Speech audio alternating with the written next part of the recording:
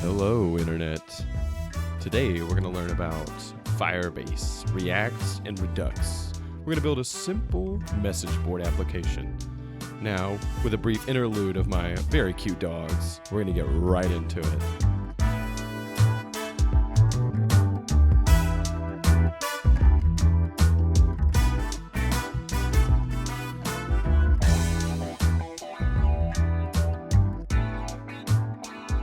Alright, so let's get started. First, I'm going to show you what the end goal application is going to look like. I think it's nice to have an idea in your head before you start of what it's going to look like. So as you can see, we have a simple web page, and we have an inner title, inner body, and a post button. So let's enter a title. This is a title. Enter a body. This is a body. And our post comes up. We can do this with as many times as we'd like. And there we go. And we can also delete as well. So it's a good, simple application to start with, a good base for foundation to build upon in later videos. So now that we have that out of the way, what we're going to do is we're going to start our project with Create React App. If you don't have Create React App, you can just Google Create React App. And there's the GitHub page. So you would just do npm install /g create React App. So I've already got it installed, but all you would have to do is do npm install -g create React App. And if you don't have npm installed, just do node.js, go to nodejs.org, download either the stable version or the beta version depending on your needs, and that's all you'll need, and you'll have npm ready to go. So now that we have those installed, navigate to your directory that you're going to want to put your project in and do create React App simple message board. It has to be all lowercase just because that's the way the Create React App wants it. And now that we have React installed, we're going to start installing the dependencies we need. Now, if you want to just skip all the installation because you understand everything, that's fine. I'll give you a link of the dependencies below and we'll be good to go. So for us, we're going to get out by using Control-C on our server. And we are going to do npm install -save -save. So we're going to use Firebase, React-Redux, Redux form, and Redux-Thunk. I'm just going to quickly run through what we're going to use each library for. We're going to use Firebase for saving our data, or we're going to use it in the future for authentication. It's basically a backend. It's considered a backend as a service, so that way you don't have to implement all this stuff yourself. It comes right out of the box. It's really easy and simple to use. We're going to use Lodash. Lodash has a bunch of good extensions for JavaScript, like is empty if an object is empty. A lot of cool stuff like that. React-Redux. React-Redux connects React with Redux. Redux is not a React-only thing. It's a JavaScript library that's used in a lot of other places. We're going to also install Redux, as I said. It's its own separate thing. Redux form, which allows you to use forms with Redux very simply. And I see that I have a typo on that last one, so we're actually going to do npm install save Redux-Thunk. And Redux-Thunk is a middleware, and if you don't know what that is, I'll explain it in a little bit. It's a middleware that allows you to dispatch actions differently than you would normally. So now that we've got our dependencies installed, we're going to go need to actually get our Firebase set up. So just going to go to Firebase, Google Firebase, click the first link. Now I'm already logged in, but you're going to have to create an account if you don't already have one. And you're going to go to console. As you can see here, I have a couple already, but we're going to add a project. We're going to name it Simple Message Board. Create project.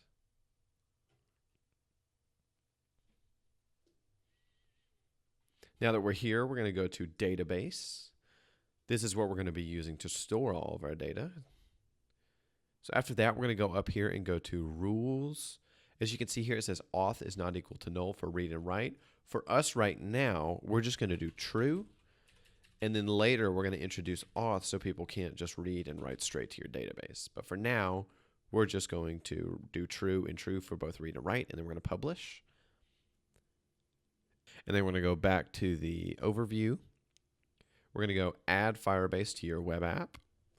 We're going to copy everything, but we're not going to copy the script tags. And then you're going to go into your editor. And then right now, we're just going to put this in the source folder. We're going to do new JavaScript file. We're going to name this Firebase. And then we're just going to paste it in there. So what we're going to do now is we're also going to import. So now we're going to import. It's going to be import star as Firebase from Firebase. And then we're going to do export const database is equal to firebase.database.ref posts. So what this means is we've set up a database. This is our database connection, and we're referencing the posts. So if we go back to our database section really quickly, I'll show you how that's going to work. So basically, this is our application database, and it's going to have a child of posts. So if I wanted to have something called, I don't know, titles or something similar, or books or something, it could be a separate child, and I would use a different reference. I would use a different reference. So I would do ref, books or titles or whatever you have you. So it's a really good, simple way to store our data right now. Now that we have this, we're going to clean up our directory really quickly. So we're going to delete our app test.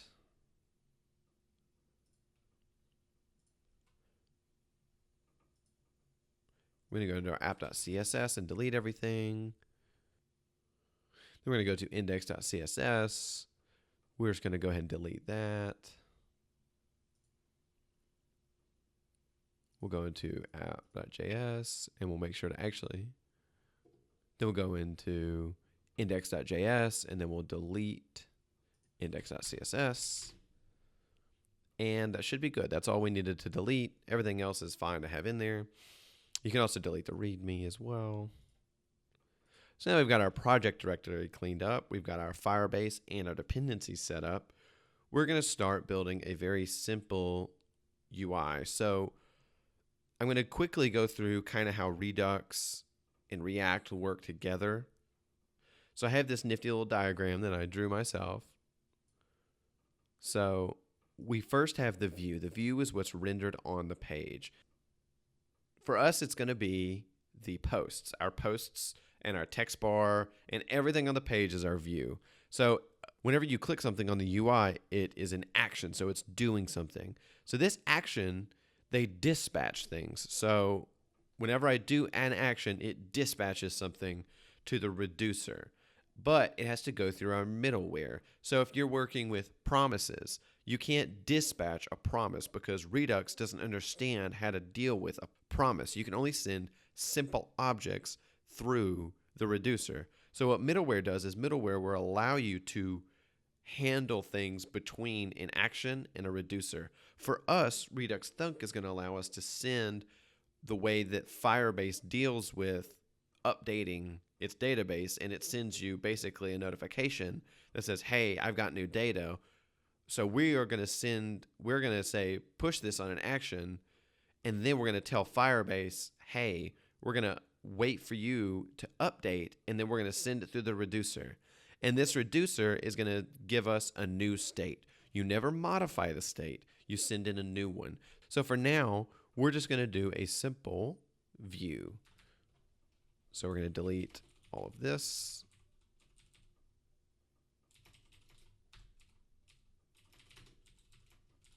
All right.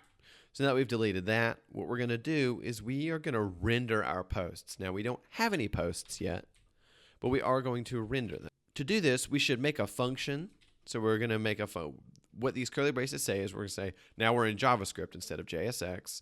And JSX is basically JavaScript that gets compiled down to HTML. It's one of the biggest things of React. It's really nice to use. It's really, really good looking. It looks really clean. It's really simple. It looks a lot like HTML, though it's not HTML. You are actually still in JavaScript, so do remember that. But what we have here is we're going to call this dot render posts. So now we're going to make our method render posts. We're going to render posts. So now we're going to need our Lodash library. So import underscore from Lodash. People use an underscore because Lodash was a library built on top of underscore, and low dash is basically, it's an underscore, it's a play on words. So we're going to do return underscore dot map. So right now we don't have posts, so we're going to do this dot state dot posts. We're going to add it to our state in just a minute. Post key. So every post is going to have a key, and you need a unique identifier because React requires you to have a unique identifier for anything you loop over. So if you have a bunch of LIs or an unordered list or something, you're going to have a unique identifier of some capacity because React uses that to do a lot behind the scenes to speed itself up. So we're going to return. We'll start out with a div, and then we're going to do h3 for our title. We're going to do a paragraph for a post.body. So we're going to actually need to set up our post. We're going to need to do constructor, and then we're going to take in props. We do super props. We're going to do this dot state is equal to. We do posts. And then we're going to do a new object. So then we're going to have a key, and then we're going to have title, and then body. Perfect. Now that we have that, we should actually be able to run and see this post, npm run start. Hey, look at that, post, title, body. Cool. Works just fine. So now that we have a basic view down, we're going to start messing with our actions. We're going to deal with the posting to Firebase and getting data back from Firebase.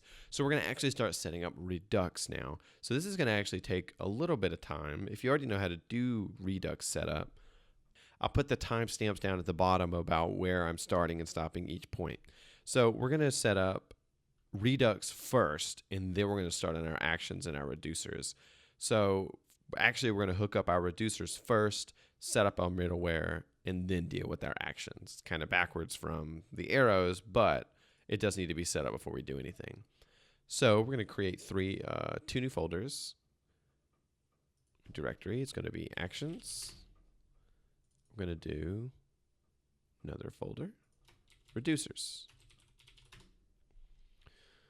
So for our reducers, we're going to do new JavaScript file, and it's going to be called index.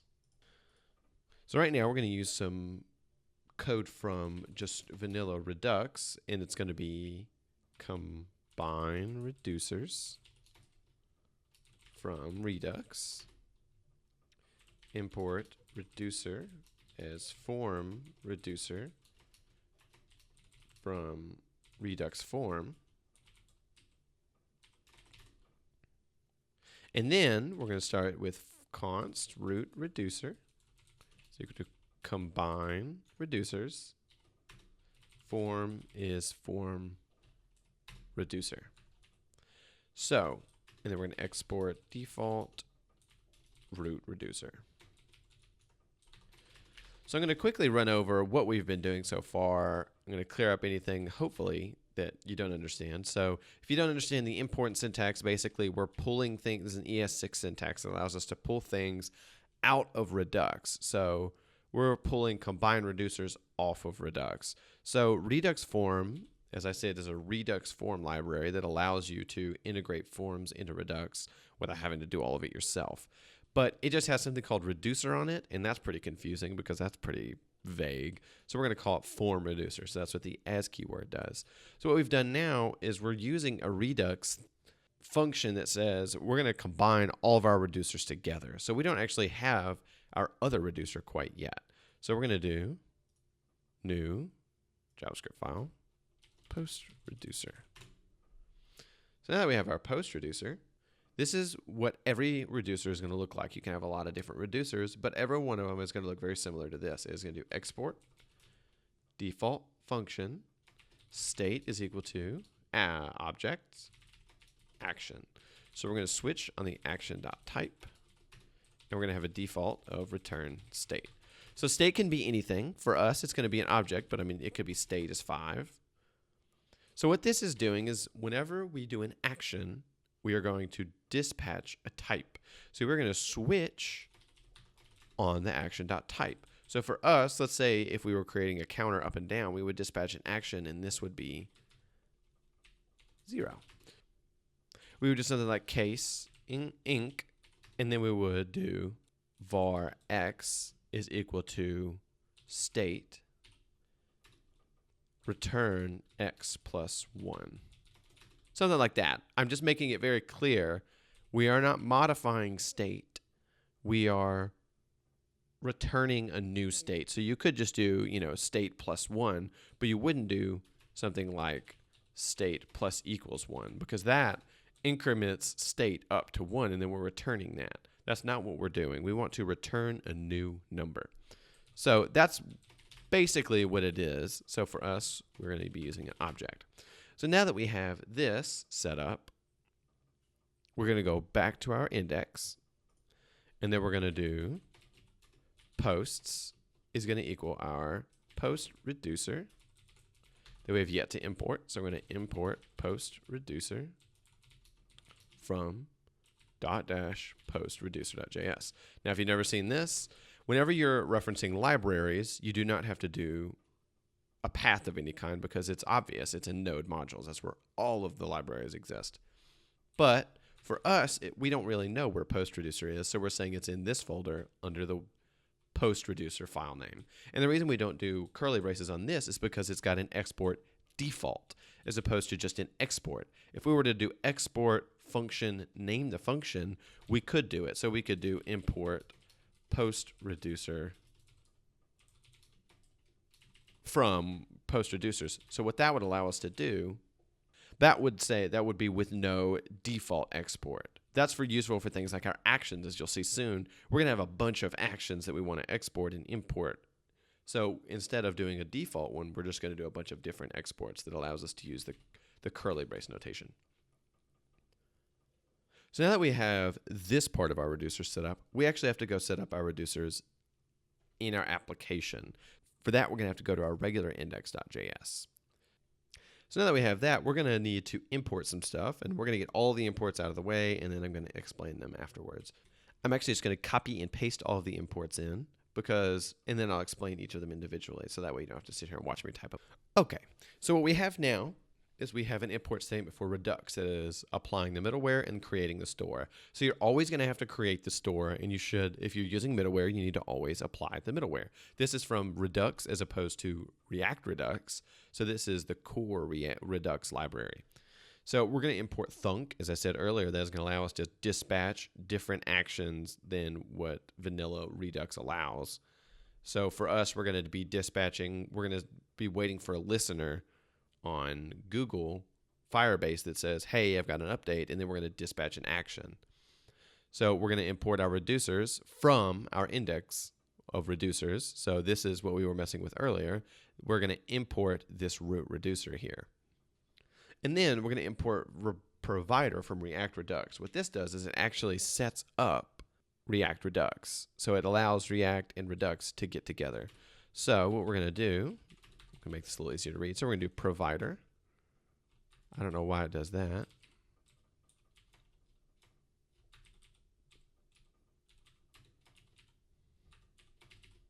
So every provider has to have a store. So we're going to go up here and do const create store with middleware. Is equal to apply middleware. So we're applying our middleware of Thunk, and then we're going to apply our middleware of Thunk with create store. So we're now going to do our store of create store with middleware.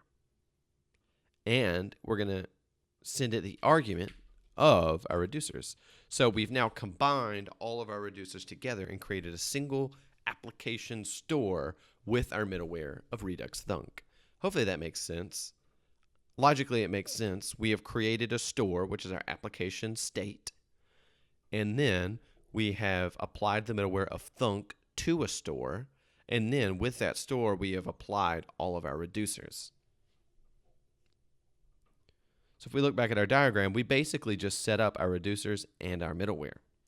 So now we're going to go create some actions. So we're going to do new JavaScript file. We're going to do post actions. So now we're going to mess with our actions. Actually, our text is a little small, so I'm going to bump the size up just a bit because we're going to be working in smaller files here. So now we're going to import our database from our Firebase. So we're going to do //Firebase because now we're going to actually be messing with our database. So we're going to do export function get posts. So this is going to be a little Redux-Thunk. So we're going to return a dispatch. And now we're going to do database dot on value. So what this is going to do is it's going to send us a snapshot, or it's going to send us our data. So we're going to do data. And then we're going to dispatch our type.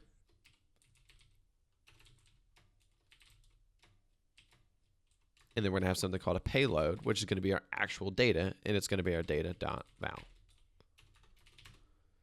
So I don't like doing strings like this. So actually, we're going to export a constant.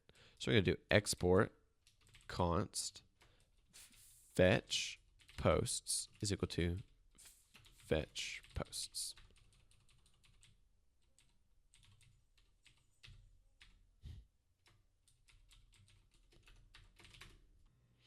So now we've got this constant out, and we're actually sending out our posts. So there we go. This is our dispatch. So basically what we're doing is we're saying we're going to return a dispatch when database.onValue happens, and then we're going to dispatch that action. So what Redux-Thunk does is Redux-Thunk allows us to dispatch functions as opposed to just a simple object of type and payload. So without Redux-Thunk, we're only able to do dispatch type payload. We wouldn't be able to dispatch a function. So basically, with Redux-Thunk, we're saying we're dispatching this entire function. When this function happens, dispatch this type and payload. So what we're saying is we're sending in the Firebase code that says, hey, we're updating as a function. And then whenever that function happens, Redux-Thunk says, here to reducer, I have our stuff. So what's happening here is we have our action. We call our action in the beginning, and then we're going to send to our middleware. Now, middleware is just going to wait. Oh, I have a function. I'm going to call it, and then I'm going to send it to our reducer. And our reducer is going to send it to our state, and our state is going to send it to our view. It's good to have a global application state, in my opinion. I really like the idea of React-Redux. I really like the way they fit together. So now that we have our get posts, we're going to need to go to our app and set it up there as well.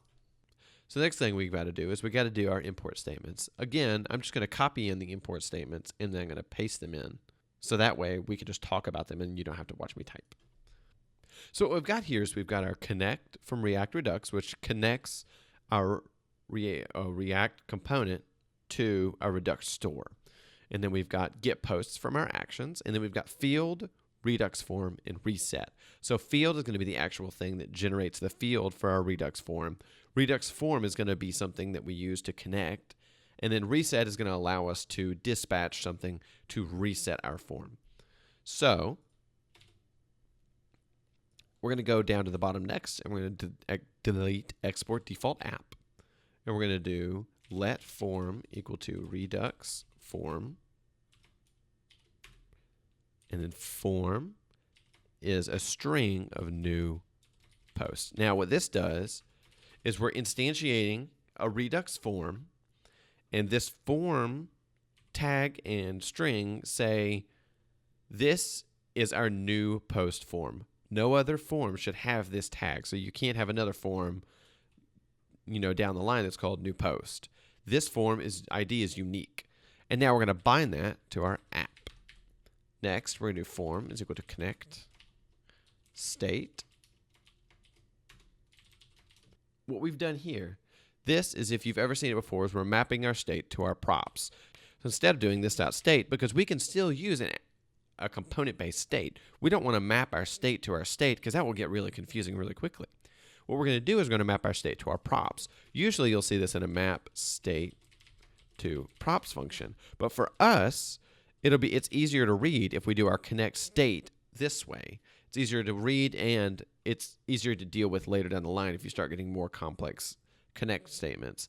So after that, we're going to do, these are going to be our functions that we're going to use in our actions, basically. So we're going to use get posts, and then we're going to bind that to form. Export default form. We should be all good to go. We should be able to load this with no errors. Perfect. So now that we've got this working, we actually should be able to test this. So what we're going to do is we're going to get rid of this .state. We can get rid of the constructor as well. And we're actually going to do this .props.posts. As you can see down here, we have set our props to have posts on them. So now what we're going to do is we're going to try importing data into our Firebase database. That way we can make sure that we're rendering our posts on our view correctly. So we're just going to make sure to go to console.firebase.google.com. Click on our project. And then we're going to move to the database section. And now we can actually start importing our data into Firebase to make sure that our view works. So what we can do now is we can do plus, and we can do posts. Do another add statement, and we'll just make a random thing, and then we'll do plus.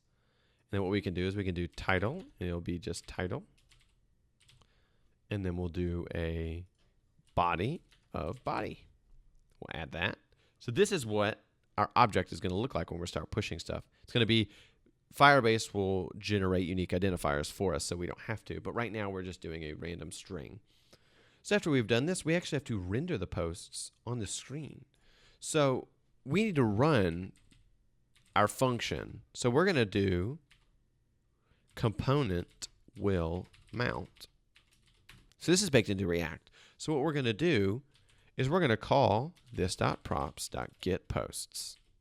So now that we've set up this.props.getPosts, we actually need to make a reducer for this. So we're going to import get posts from our actions/post actions. What did I did not name it. I named it fetch posts.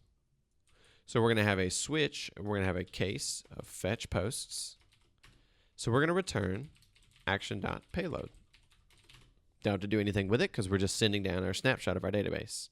So now if we go back to Google Chrome, we have our title and we have our body. We're now correctly rendering the HTML from Firebase. We have gotten our data, and we have a title, and we have a body. Now that we got this set up, what we're going to do is we're going to move on to our form. So we're going to go back to our app.js. So instead of this div, we're going to wrap this in its own div, and then we're going to do another div that's going to have our form in it. So we're going to do field. So every field is going to have a set of things. So you're going to need a name. So for us, it's going to be title. Then we're going to have the component. So for now, we're going to do this.render field, which won't exist until we make it. We'll do a label. So that, because not always do you want your title and your label to be the same thing. So we're going to do title. And then we're going to do a class. For now, it's going to be empty, but we're going to use it later for CSS styling. So as you can tell, we have a field object, and we have this.render field. We need to make this.render field. So we're going to do render field. So what we've done here is every field is going to need to have its own component. So we're actually rendering different JSX for each individual field. If we want to have render field title and then render field body, that's fine. But for us, they're going to be so similar, it doesn't really matter. So we're going to do, for our render field, we're going to do return. We're just going to return an input type equals text. Now this is going to be a little weird. We're going to do ... field .input. So what this does is it flattens out our object. If you've never seen this syntax before, it flattens out an object. And what this is doing is it is handling all of our form needs for us. So it's putting our name on there and stuff like that. So instead of us doing this ourselves, it's handling it for us, which is really nice to deal with. So as you saw in our other application, we're going to do placeholder is equal to, we're going to do please enter a $open field dot label. So what this does is we're saying, please enter a field. And, for us, it's going to be title and it's going to be body. But what we've said, if you don't know the syntax, backtick and $ curly brace says this is a string and interpolate this is JavaScript. So it'll put this into the string, but in the middle of the string we wanted JavaScript. So that's instead of doing, plus string plus variable plus space plus string. It's very nice to use, very good syntax. So we've got our field for our title. We're going to copy this and we're going to paste it. And then we're going to do body. And then we're going to do body. So if we go now, we go to Google Chrome. We have please enter a title, please enter a body. That's pretty cool. So now we're going to need to wrap this in a form field.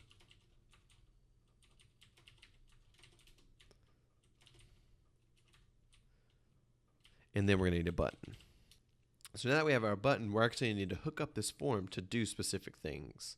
What we're going to do is we're going to do form on submit. It's handle submit this dot on submit dot bind this. So we don't have handle submit and we don't have on submit. So we're actually pulling handle submit off of props. Handle submit is equal to this dot props. So what we've done here is we've pulled handle submit off our props. Handle submit is on our props because we have used Redux form. So we now have to make on submit. So on submit. With our on submit, we're going to have our values. So basically it's going to send up all the values we need. So for this, we're going to actually need to create a new action, because whenever we save our posts, we're going to want to push that to Firebase. So what we're going to do is we're going to want to go to our post actions, and then we're going to do export function save post, and then it's going to have values. So for this, it's going to be a little different. So we're going to dispatch database.push values. We're going to actually need to return that. This is a little different. So I said that we always need to dispatch a type in a payload. But the thing about Firebase is that Firebase handles the receiving of that up here. So we don't actually need to push that into our state, because it's going to get pushed into our state anyway by this. So we're just going to say return dispatch database.push, and then we don't need to do anything afterwards. So Redux-Thunk is going to deal with database.push and then not do anything afterwards. So this database.push is going to call this database.onValue just because that's the way that Firebase works. So now that we've done that, we need to go up to this.getPosts, and then we're going to need to import save posts. And then we're going to call this.savePost. This.props.save post values. As you can see, we don't have our save post in our props because we haven't imported it in our connect either. So now that we have that, we can actually save our post. As you can tell, we have a typo in button. So that is why our button is not rendering correctly. So now we should be able to do this post. And look at that. But as you can tell, as I said before, it's not resetting. So what we're going to do, since save post is a function, we can do dot then this dot props dot dispatch reset, and then the name of our form, which is new post.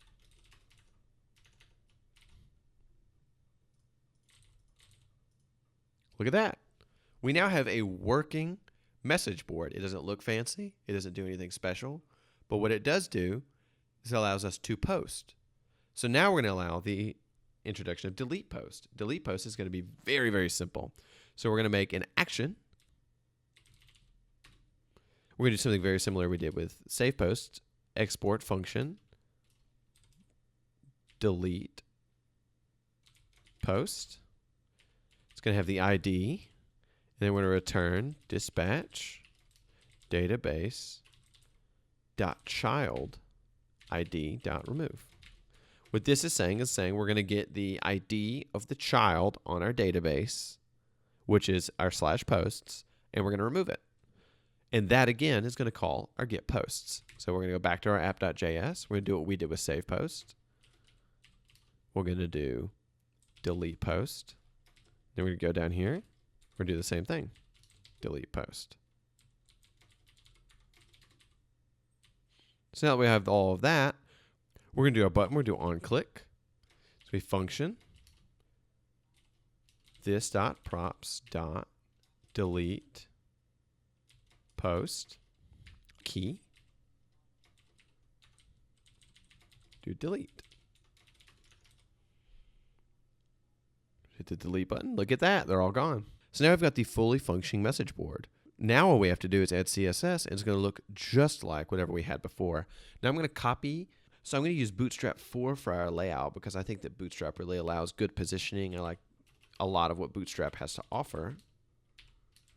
So we're going to get the Bootstrap CDN and place it right on our page. So we're going to go to WebStorm. We're going to open up the public, and then we're going to go to the CSHTML. And in our head, we're going to just add the link. We'll notice that it looks a little different because just the way that Bootstrap works. So as you can see, we still have our Titili and then our body. So we're going to delete this title. So we need to now enter a title, enter body. Enter. Perfect. So what's next? So what's next is to make it look pretty. I'm going to copy and paste most of this CSS. I'm not a CSS guy, but it'll look decent after you're done. If you enjoy CSS, feel free to make it look a lot better. So we're going to add some classes to things as well, but first we're going to paste in all of our CSS. We have our footer title, our footer button, our footer body, our post, the HTML, and the body. So now what we're going to do is we're going to go add all the classes to this to make it look right. So if you do CSS in React, you're going to need to import from the CSS file you're using. For me, I'm just putting it all in one big file. It's much better to pull out, and we'll do that in a later video. We're going to clean up all this code and make it look like a good React application. So now what we're going to do is we're going to go into this.render posts. We're going to add the class name of container. So that's going to bring it to the middle of the screen. And then we're going to go back up to our underscore map function, and we're going to add the classes of card and post. And if you don't know why I'm using class name as opposed to class, it's because class is a reserved keyword in ES6. So React uses class name, so that way we're not clashing with each other.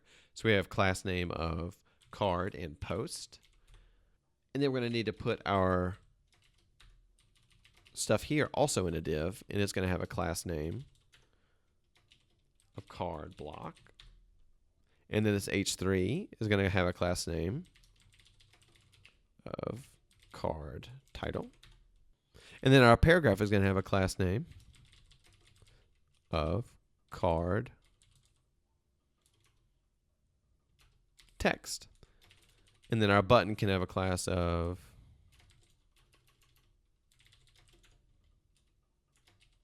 button and button danger. So let's see how that's looking right now.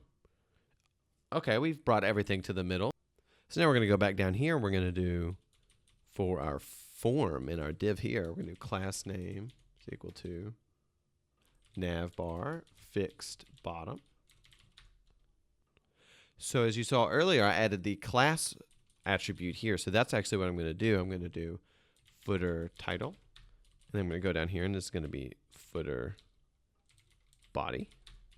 And then I'm going to go back up to our renderer field method, and I'm going to put this class on here.